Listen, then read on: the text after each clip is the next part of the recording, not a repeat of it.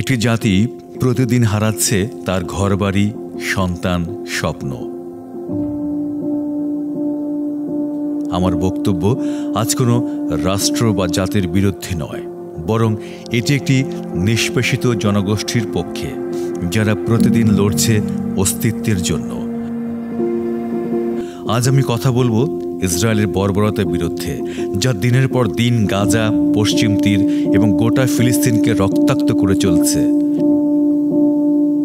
একটি ভূমি যেখানে শিশুরা ঘুমায় না নিরাপদে, একটি জাতি যারা প্রতিদিন বাঁচার অধিকার হারায়, এটাই ফিলিস্তিন, আর এই নীরব জল্লাদ ইসরায়েল।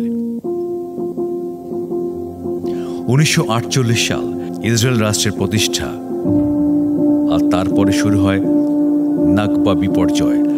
লক্ষ লক্ষ ফিলিস্তিন তাদের ঘর ছাড়া, কেড়ে নেওয়া হয় জমি, পুড়িয়ে দেওয়া হয় ঘরবাড়ি।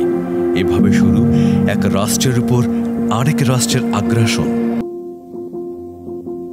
এখন 2025 সাল, গাজা আজ যেন এক উন্মুক্ত কবরস্থান। 21 লাখ মানুষ মাত্র 365 বর্গ কিলোমিটারে বন্দী। বিদ্যুৎ নেই, পানি নেই, ঔষধ নেই, আর আছে প্রতিদিনের বোমা, ক্ষুধা আর আতঙ্ক। মাত্র 6 মাসে নিহত 50,800 জনের বেশি, তার মধ্যে 70% শিশু ও নারী। আহত 1 লাখের বেশি।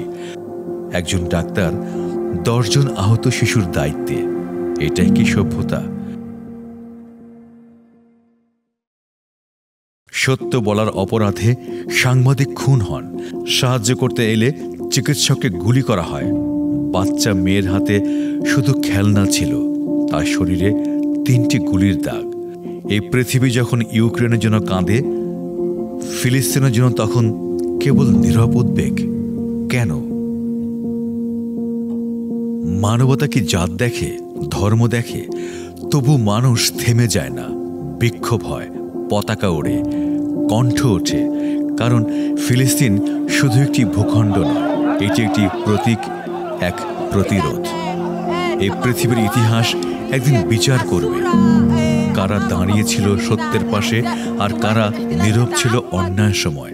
ইসরায়েলের এই বর্বরতা থামাতে হবে, মানবতার জন্য, ভবিষ্যতের জন্য।